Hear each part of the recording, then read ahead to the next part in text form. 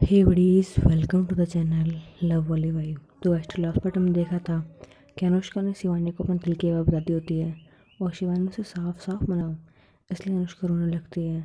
तो शिवानी वहाँ से जाते वक्त उसके फ्रेंड्स को कहती है कि अनुष्का वहाँ पे बैठी है, तुम लोग उसे जाकर संभालो, उसे तुम्हारी ज़रूरत है।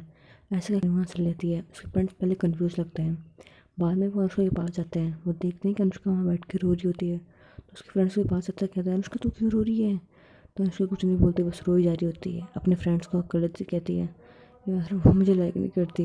तो उसके फ्रेंड्स कहते हैं कौन। तो कहते हैं शिवानी यार, वो किसी और से प्यार करती है, वो मुझे लाइक नहीं करती। तो उसके फ्रेंड्स उसे संभालते हैं, बहुत ज़्यादा संभालते हैं, क्योंकि बहुत ज़्यादा रो रही होती है। उसके फ्रेंड्स तसल्ली दे रहे होते हैं कि कोई बात नहीं, तुझे उससे भी अच्छी लड़की मिल जाएगी, तू तो रो क्यों रही है, कोई बात नहीं यार। लेकिन अनुष्का शांत नहीं हो रही होती है, क्योंकि वो शिवानी से बहुत ज़्यादा प्यार कर देती है।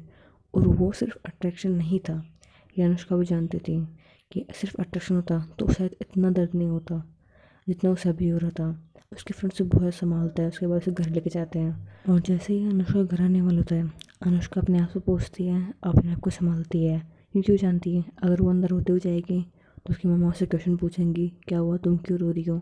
इसलिए वो कुछ नहीं, रिएक्ट नहीं करती।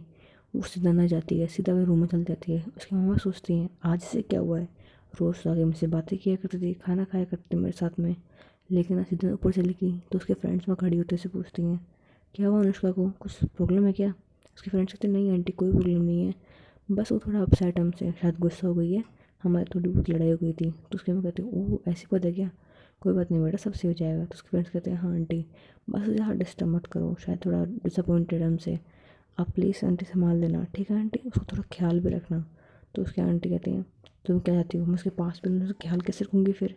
तो उसके फ्रेंड्स बोलते हैं आंटी प्लीज़ समझो, अभी हम मजाक के मूड में नहीं है।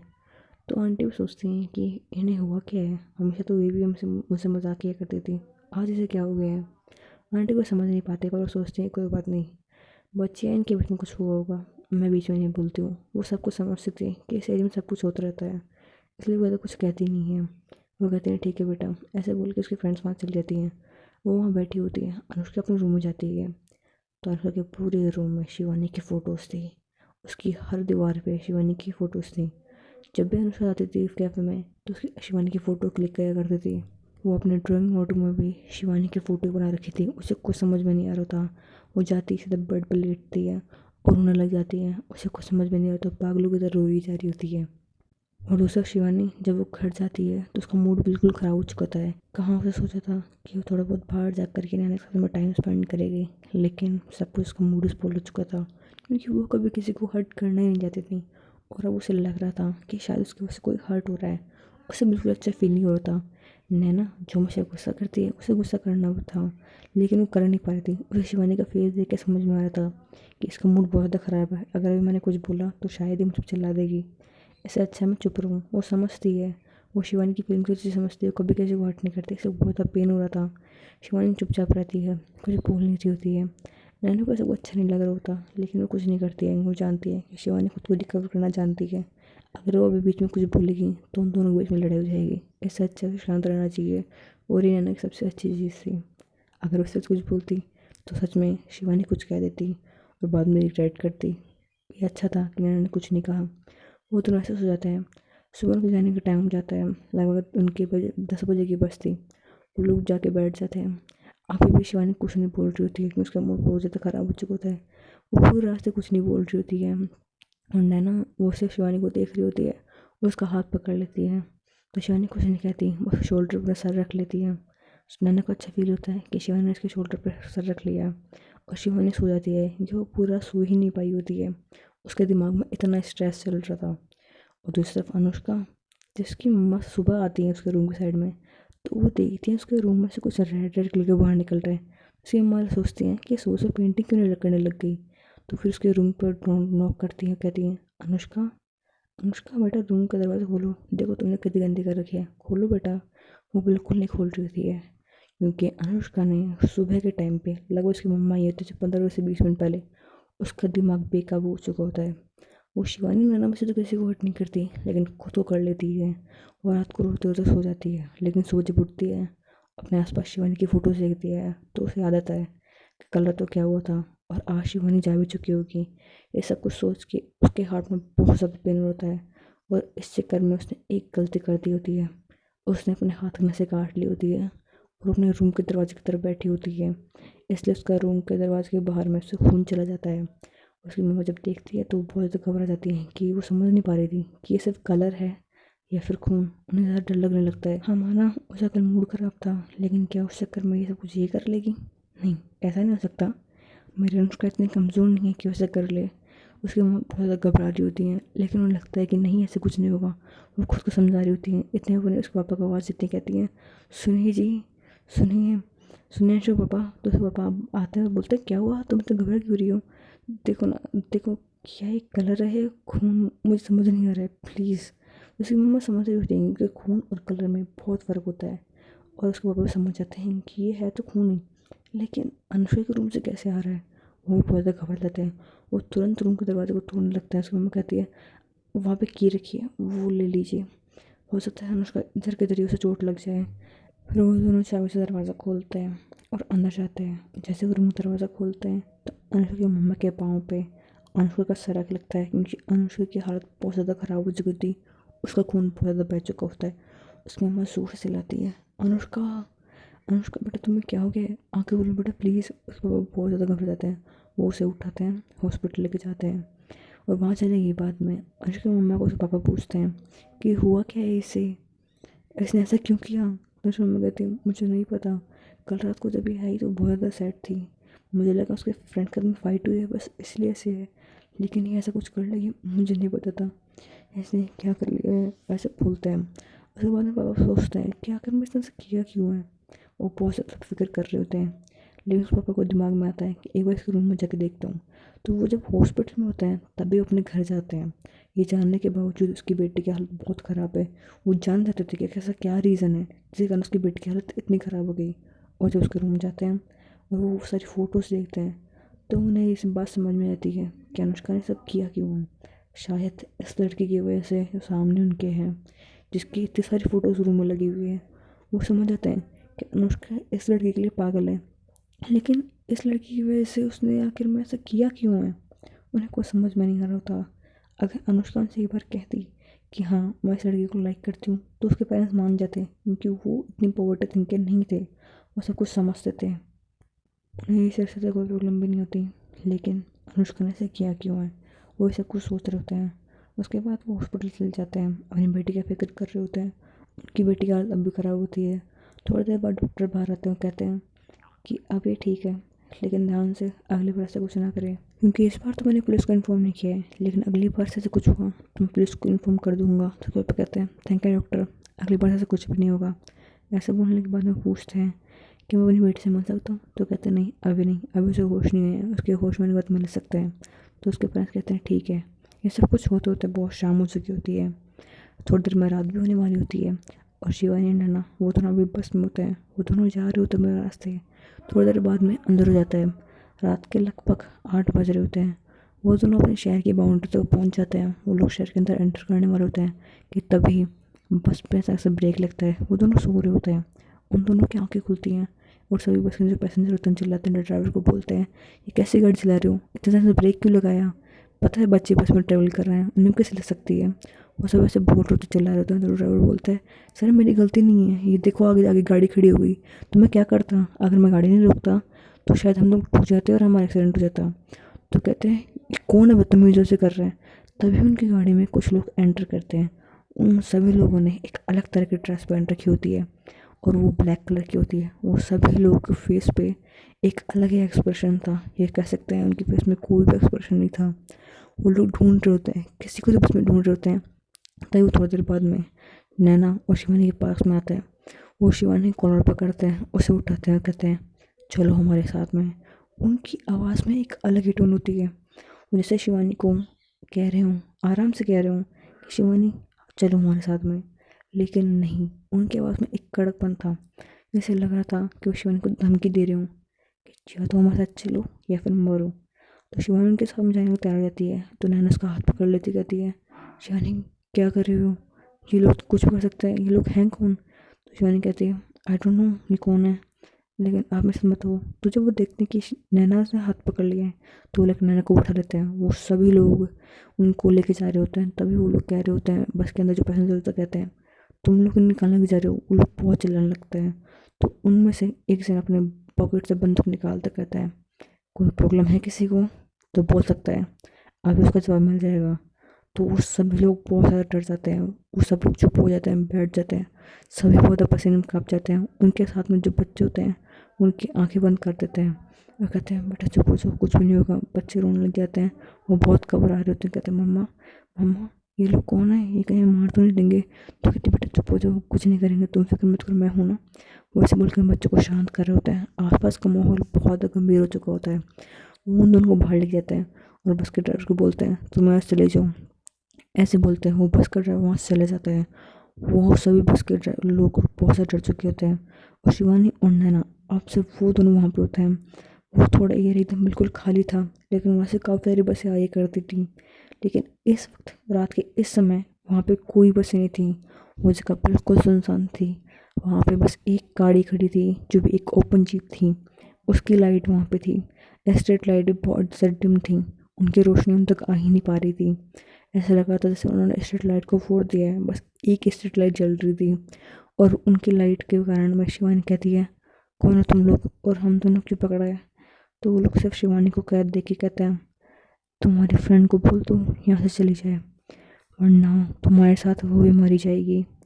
तो वो शिवानी को देख के कहते हैं ये लोग मेरे पीछे आए हैं।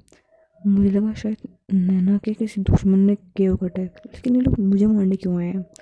तो नैना सब कुछ सोच रही होती है। तो शिवानी कहती है नैना आप यहाँ से जाओ। तो नैना कहती है तुम पागल हो क्यों, मैं तुम छोड़ कर जाऊँगी इन लोगों के सामने। इन लोगों ने तुम कुछ कर दिया तो, और देखो इन्हें बहुत खतरनाक लग रहे हैं, इनके पास बंदूकें भी है, ये तुम्हें हर्ट कर सकते हैं। तो शिवानी कहती है नैना प्लीज़ आप यहाँ से जाओ, अगर आप यहाँ पे रहोगे तो शायद मैं आपको प्रोटेक्ट नहीं कर पाऊँगी और मैं ऐसा बिल्कुल नहीं दे सकती। अगर आपको कुछ हो गया तो शायद मैं कुछ नहीं कर पाऊँगी, मैं अपने आप को भी नहीं रोक पाऊँगी। इन सब की जान शायद मैं तो चली जाए, शायद मैं भी चली जाऊँ, प्लीज़ यहाँ से जाओ। शिवानी जो पूरी तरह से कुछ समझ में नहीं तो क्या बोलना चाह रही है। तो नैना कहती है कुछ भी हो जाए मैं तुम्हारे साथ नहीं छोड़ूंगी। तो शिवानी चिल्ला कहती है मैं साथ छोड़ने को नहीं कह रही हूँ, मैं कह रही हूँ बस अब यहाँ से चले जाओ, आपको समझ में आ रहा है। तो नैना बहुत ज़्यादा डर जाती है क्योंकि शिवानी की आंखें बिल्कुल रेड हो चुकी थी। वो इतने में गुस्से कहती है कि नैना बहुत ज़्यादा घबरा चुकी होती है। कहती है ठीक है तुम प्लीज़ गुस्सा मत करो, मैं जाती हूँ। ऐसे बोल के नैना वहाँ से भागने लगती है। थोड़ी सी आगे जाती है और पीछे मुड़ कर देखती है। वो एक पेड़ के पीछे छुप जाती है क्योंकि अभी वो नैना को छोड़ के जाना नहीं चाहती थी। उसका दिल नहीं मांग रहा था कि वो शिवानी को छोड़ के चली जाए क्योंकि वो भी उसे बहुत ज़्यादा प्यार करती थी। उसे कैसे से में छोड़ कर चली जाए, उसके दिमाग में सब कुछ चल रहा था। वो दूर से शिवानी को देख रही थी और वो सभी लोग कोई आम लोग नहीं लग रहे थे। ऐसा लग रहा था जैसे कोई ट्रेंड इंसान हो। उन लोगों को देख के लगा था जैसे कि वो फाइटर होंगे। और शिवानी में देख के समझ जाती है बस उनमें से एक इंसान होता है जिसके हाथ में गन होती है, बाकी किसी के हाथ में गन नहीं होती है। वो एक आदमी भी शिवानी के सर पे गन पॉइंट करके रखता है। तो शिवानी से कहती है क्या तुम्हें इतना भी दम नहीं है कि तुम मुझसे खुद फाइट कर सको, इतने लोग होने के बावजूद भी मेरे सर पे गन पॉइंट कर रहे हो। तुम में तो बिल्कुल दम नहीं है, कट्स भी नहीं रहते कि मुझसे अकेले फाइट कर सको। तो वो आदमी कोई जवाब नहीं देता। उसके पास वाला इंसान जवाब देता है तुम हमें भड़का नहीं सकती क्योंकि हम जो काम करने आए हैं वो करेंगे और हमारा काम ये है कि तुम्हें मार देना है क्योंकि तुम हमारे काम के बीच में आई हो। तुमने बहुत बड़ी गलती कर दी है उस आदमी को बचा करके। इसके बाद में वो शिवानी से कुछ कहते हैं, शिवानी उनसे कुछ कहती है लेकिन वो क्या कहते हैं। इसके बाद में शिवानी का दिमाग घूम जाता है। शिवानी को कुछ समझ में नहीं आता कि आखिर में लोग कह रहे हैं, ऐसा तो कुछ है भी नहीं। वो कुछ सोचने लग जाती है। उसके बाद में एक आदमी शिवानी के पेट में एक लात मारता है और कहता है क्या हुआ, क्या सोचने लग गई, मेरी बात समझ में नहीं आ रही। तो शिवानी सोच रही होती है और उसने इतनी तेज़ मारी होती है कि शिवानी के मुंह से खून निकलने लगता है। शिवानी को बहुत ज़्यादा चोट लग चुकी होती है। तो शिवानी अपने आप को संभालती है। वो समझती है कि अब ये लोग फाइट करने पे आ गए हैं। ये लोग अगर अभी मैंने कुछ नहीं किया तो ये लोग किसी को भी हर्ट कर सकते हैं। अगर नैना वापस यहाँ पे आ गई तो नैना को भी हर्ट कर सकते हैं क्योंकि शिवानी ने नैना को देख लिया होता है, वो पेट के बीच छुपी है। अगर ज़्यादा किया है इन लोगों ने तो नैना अपने आप को संभाल नहीं पाएगी और यहाँ पे आ जाएगी। और नैना जैसे शिवानी को मारा था, नैना वहाँ से आने भी लगी थी लेकिन शिवानी ने नैना को इशारा कर दिया होता है कि पीछे रहो। और ये चीज़ सिर्फ नैना ने देखी होती है। वो ध्यान से करती है कि वो लोग देख ना पाए। और उन लोगों ने किसी में ध्यान भी नहीं दिया होता है। शिवानी खड़ी होती है और सबसे फाइट करने लगती है। उसे हाथ में गन होता है, उस आदमी से गन ले लेती है क्योंकि वो आदमी इतना ज़्यादा स्ट्रॉन्ग नहीं लग रहा था देखने में। उसे देख कर लग रहा था कि वो इतना स्ट्रॉन्ग नहीं है, इसलिए उसके हाथ में गन दी गई है। और ये चीज़ शिवानी समझ जाती है, इसलिए उसके हाथ में गन ले लेती है और सबके सब बताने लेती है। कहते हैं तुम कितनों को मारोगे एक साथ में, अगर तुमने एक गोली चलाई तो हम सब तुम्हें सारा फाइट करेंगे और तुम इस ऊपर कुछ ऐसा संभाल नहीं पाओगी, ये भी हम जानते हैं। वो ऐसे बोलते हैं, लेकिन शिवानी को तक जानते नहीं थे वो लोग। शिवानी एक ट्रेन फाइटर थी, जो भी एक नहीं दो मार्शल आर्ट्स स्किल थी उसके पास में। वो एक MMA fighter plus martial art स्किल्टर थी। लेकिन क्या वो उनके मुकाबले बिल्कुल सेम उनको टक्कर दे सकती थी, या फिर उनसे फाइट जीत सकती थी? हो सकता है उनके साथ में थोड़ी देर तक लड़ पाए, मेंटेन कर पाए, लेकिन क्या उनसे अदर वे फाइट मेंटेन कर सकती थी? क्योंकि खुद के स्ट्रेंथ जानती थी, लेकिन उनके सामने जो फाइटर्स हैं उनके स्ट्रेंथ नहीं जानती थी, तो उसे टाइम लगता सब कुछ पता करने में।